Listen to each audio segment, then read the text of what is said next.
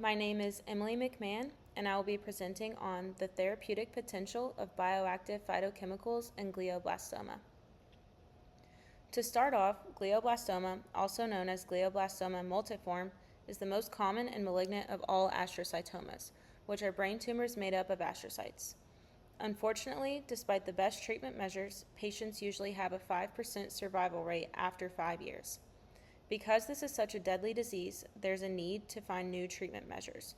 One way is by looking into phytochemicals, which are plant-derived, naturally occurring compounds. Some studies to date have shown that some phytochemicals are effective at treating glioblastoma, but a more comprehensive overview of the data that exists is lacking. The goal of this project is to give a more comprehensive evaluation of phytochemicals that can combat glioblastoma as well as their mechanisms of action. The preferred reporting items for systematic reviews and meta-analysis, also known as PRISMA, was the method used for article selection. Databases such as PubMed, ScienceDirect, Scopus, and ClinicalTrials.gov were the main sources, and a total of 1,344 articles were screened. Of this number, 131 articles were included.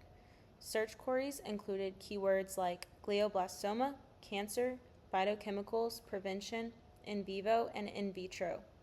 Each group member followed a set of inclusion criteria for the selection of relevant articles. The selected articles were unbiased, peer-reviewed research articles concerning the efficacy of phytochemicals and plant compounds for the prevention and treatment of glioblastoma. It was decided to exclude redacted articles, letters to editors, unpublished results, synthetic compounds, phytochemical combinations, and so on, which is listed in the poster presentation along with the PRISMA flowchart. For the results section, phytochemicals from all 4 classes were able to exhibit cytotoxic effects against various glioblastoma cell lines. Phytocompounds induced apoptotic cell death and cell cycle arrest.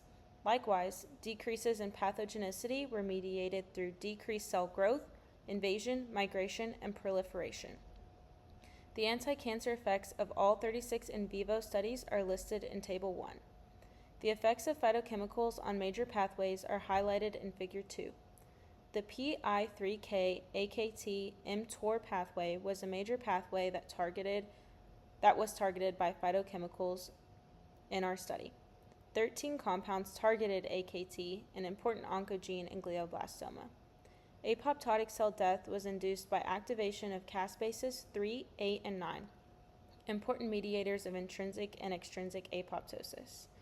The neovascularization, migration, and invasion characteristics of glioblastoma were also inhibited by various compounds through the JAK-STAT and vascular endothelial growth factor pathways.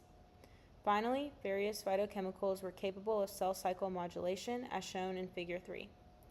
This was achieved through inhibition of cyclin-dependent kinases and upregulation or activation of P53, P21, and P27, which are important regulators of cell cycle progression. In conclusion, there are 4 major classes of compounds that we researched which showed to have an effect on glioblastoma. These were alkaloids, terpenoids, sulfur compounds, and phenolics. On our poster, you can see that many different compounds affected tumor growth. This was found by decreased migration, decreased invasion, and decreased proliferation. Some limitations of this study were structural modifications of phytochemicals that were excluded, although these are believed to be helpful in patients. Also, new forms of cancer treatment, such as immunotherapy, which are providing increased survival for glioblastoma patients. As these are not pure phytochemicals, these were excluded. Phytochemicals show great promise as preventative cytotoxic agents. More in vivo and clinical studies are needed based on these results. Future longitudinal studies with how different fruits and vegetable consumption and how it affects glioblastoma is a great interest of ours. Thank you so much for your time.